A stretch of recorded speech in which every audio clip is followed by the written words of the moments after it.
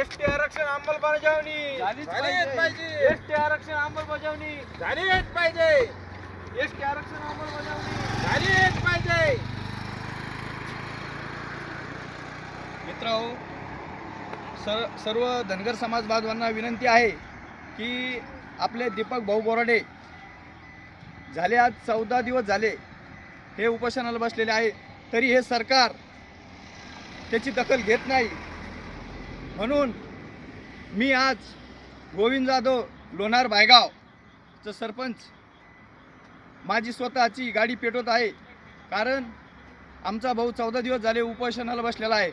म्हणून मी ह्या शासनाला सांगू इच्छितो की मी माझी स्वतःची गाडी पेटवत आहे, तरी 2.5 कोटी धनगर समाजाला इशारा करत आहे की आपण घरी बसून चालणार नाही. बांधव आपला जर दीपक भाऊ जर गेला तर आपण काय करणार आहे. म्हणून मी आज माझी स्वतःची गाडी पेटवत आहे.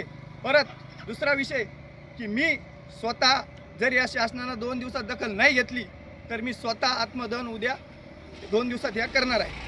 येळकोट येळकोट जय मल्हार.